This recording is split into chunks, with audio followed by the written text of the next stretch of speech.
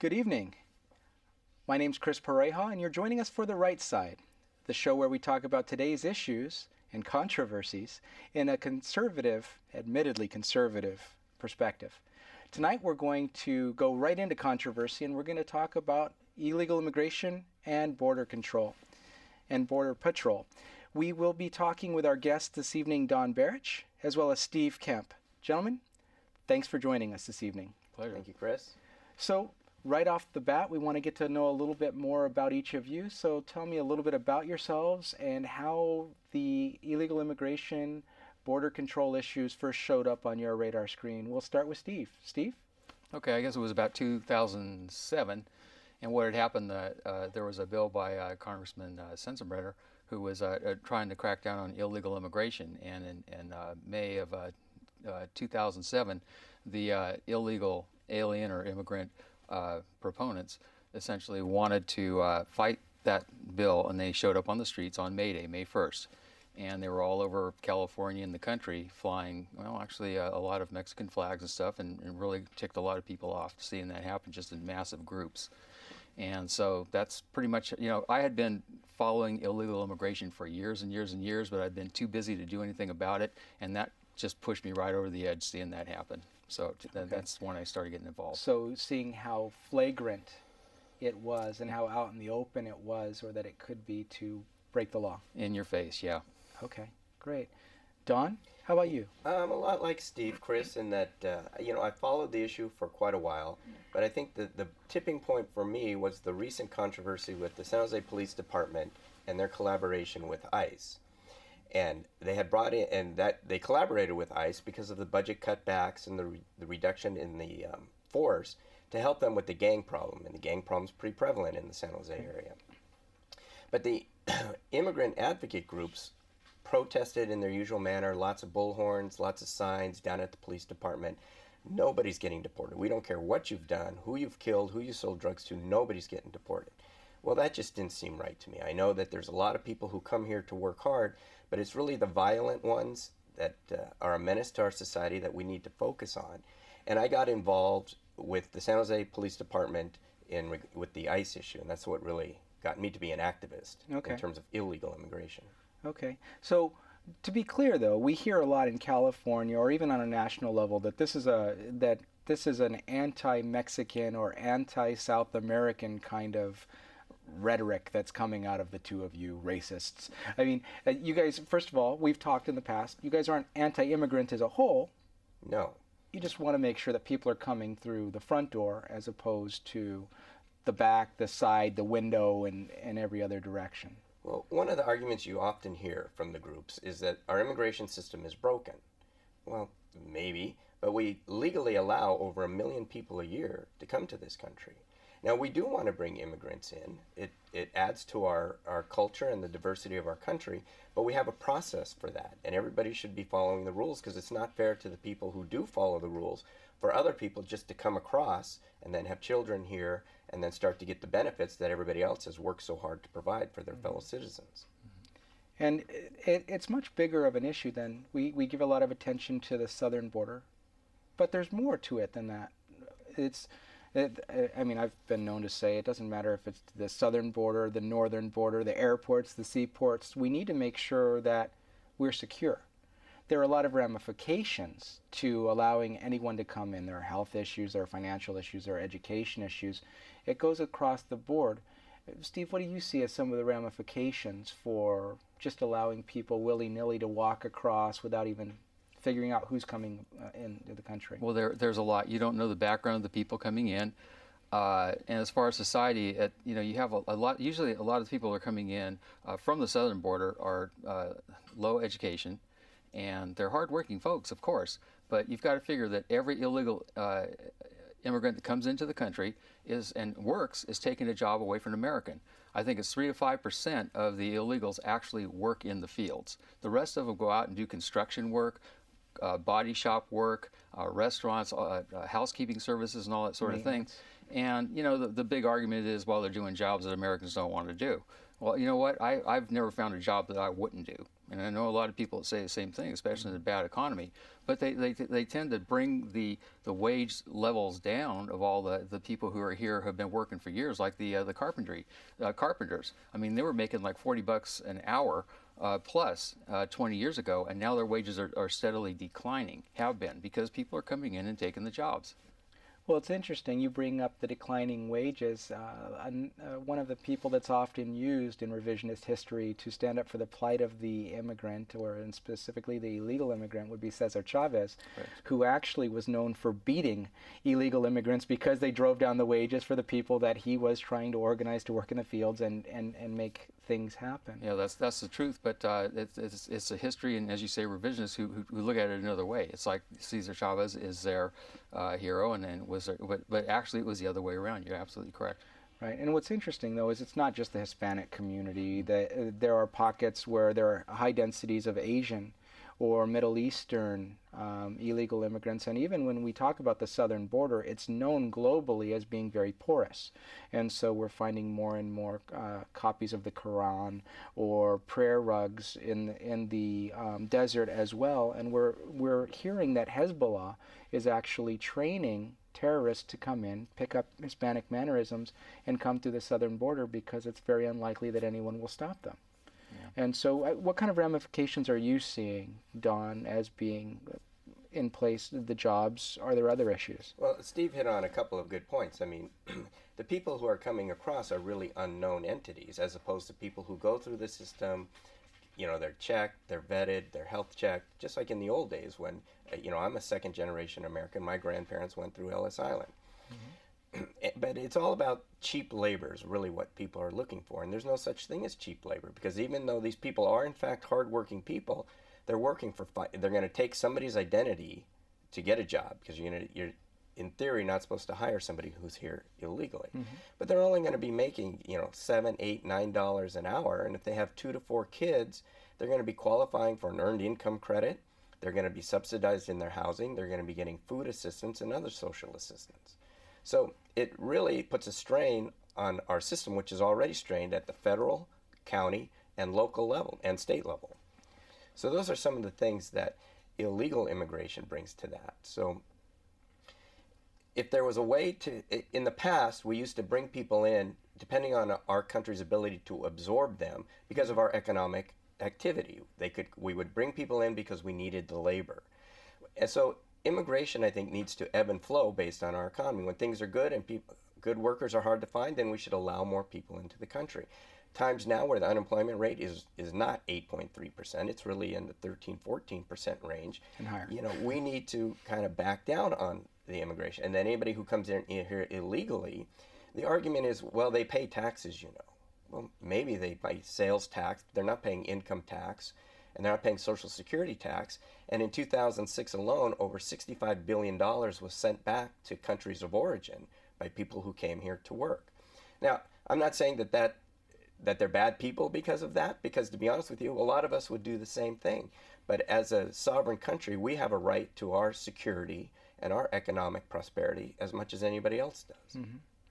But we also haven't touched on the fact that there's a lot of violence and violent crime that comes across as well. And that, for example, we hear the stats of Phoenix, Arizona being the kidnapping capital of the country, second in the world only to Mexico City. And it's the same people that are doing it. It's the Mexican drug cartels.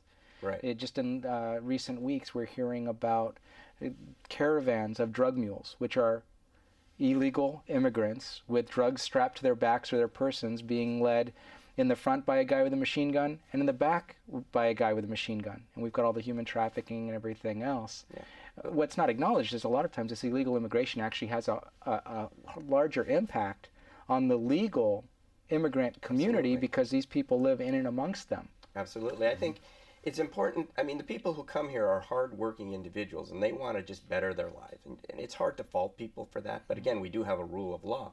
It's the violent ones that we really should be focusing on primarily. And those are the ones that you say are running drugs. Do you know that 30% of the federal inmate population are illegal aliens? We spend $3 million a day to incarcerate illegal prisoners. And that's money that could go to schools, health care for the poor or the elderly. food assistance programs for citizens or legal immigrants. And that's a lot of money to be spending on violent people. Well, and additionally, the liberal argument is always, well, if we spent more on schools and less on prisons, then we wouldn't have a problem. But if the numbers are as high as you say, 30% of the population wouldn't have been helped by more spending on the schools. Right.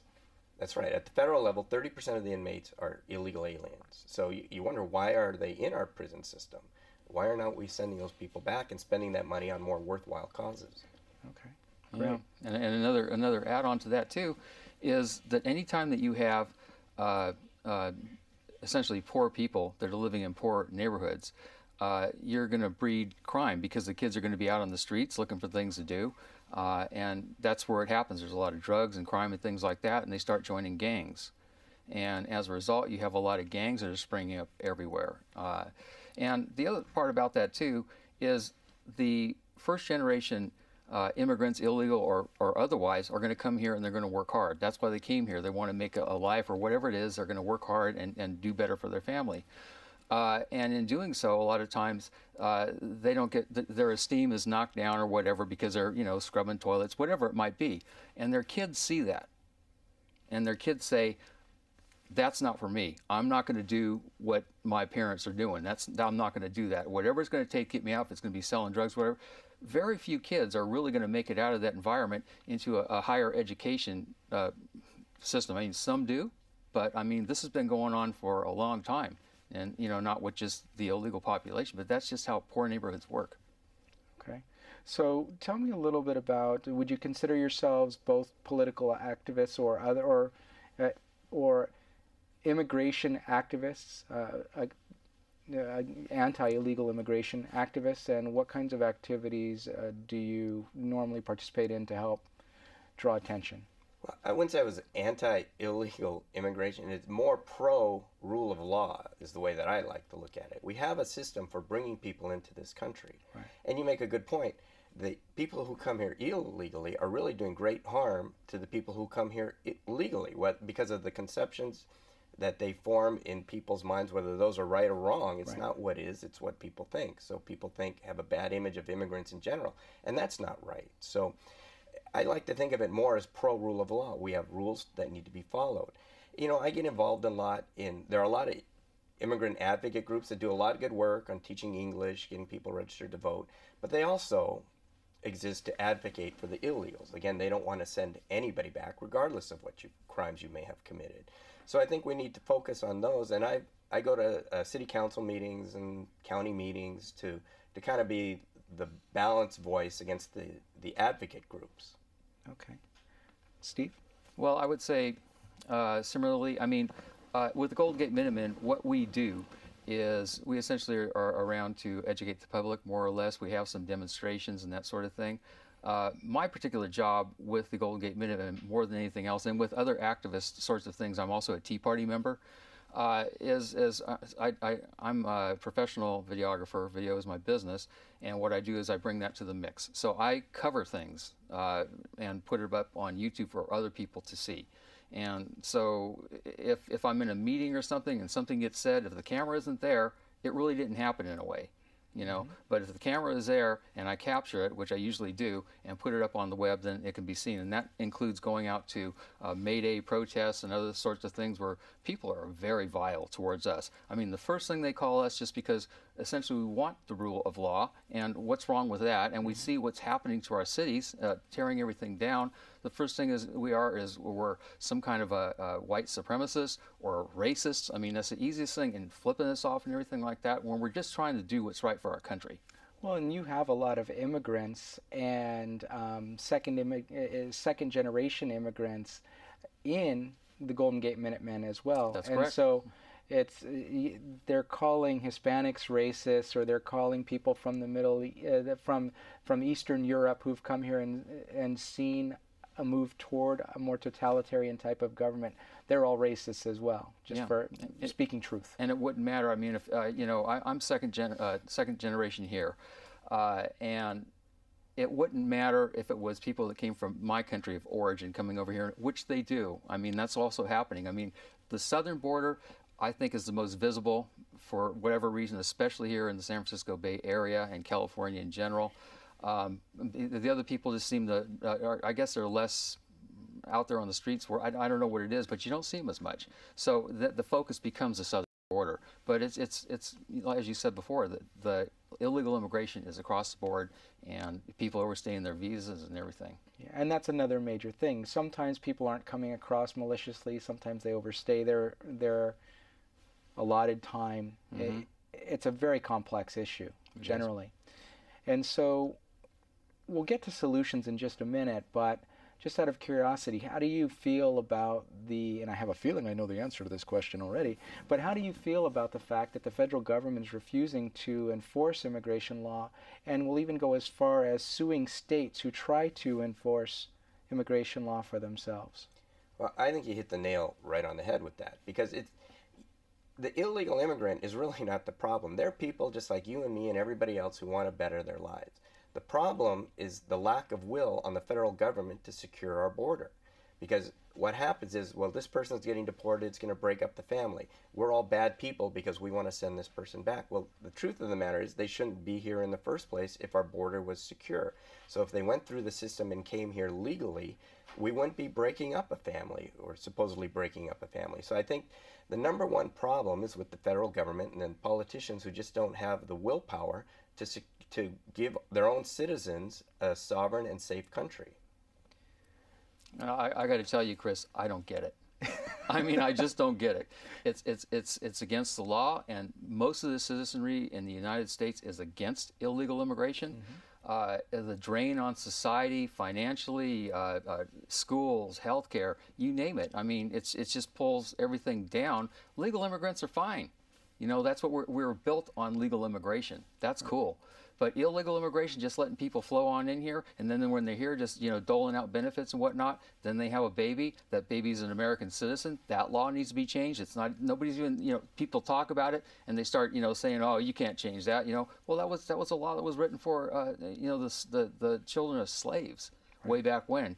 Times are a little bit different now. Right. So yeah, it's just it tears the foundation down. Well, and it's interesting that you brought up that across the spectrum, people on the quote-unquote left and the right both get frustrated by the immigration situation, including the immigrants who waited in line and are actually discriminated against because they're associated with a group of lawbreakers, and even though they have nothing to do with it, they still get penalized along with the rest. And then the lack of assimilation too. I mean, it's the other language, a lot of Spanish being spoken and that sort of thing, and there seems to be a lack of will in the government to get people on the same page with English as one language throughout the country so we can have better communication.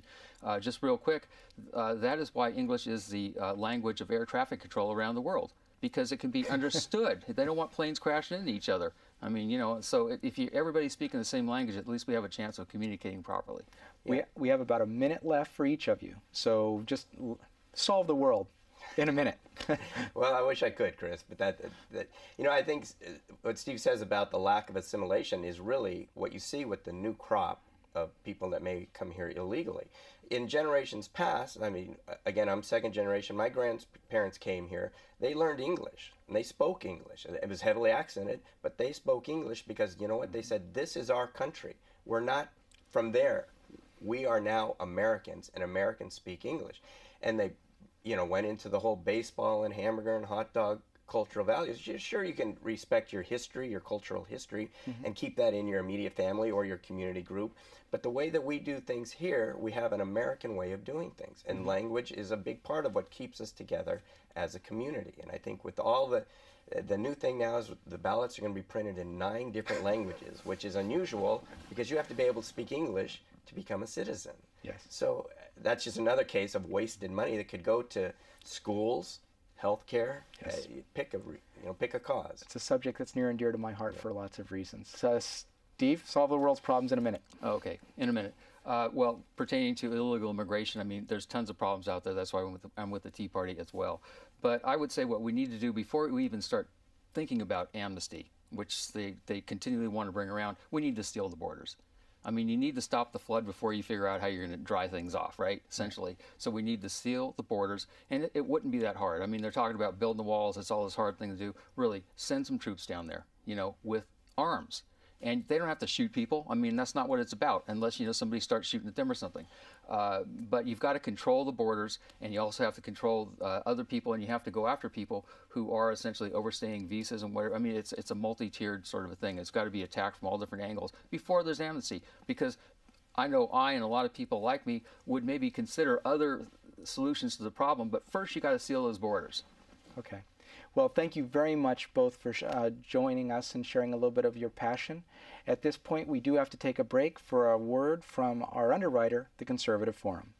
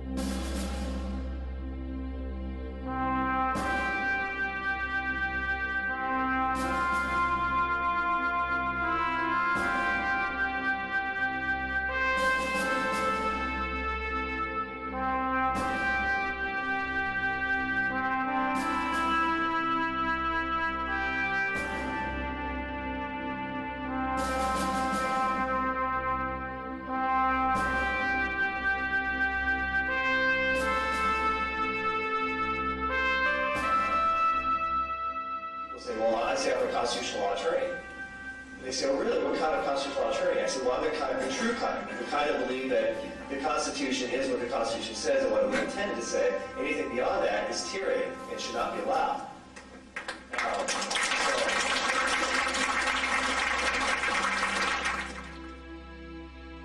So it's come to this, my friends. You're ready the second American Revolution against a ruling class that simply lectures but does not listen or defend the American people. It is government versus the people. Am I right? Look at the Electoral College example, right? A leftist popular challenge to states' rights. You think the founders were brilliant people? Did they not know what they were doing by carefully calibrating to get the small states and the big states to come together? Why does Wyoming get 2 senators in California? Actually, I'd rather have Wyoming's 2 senators.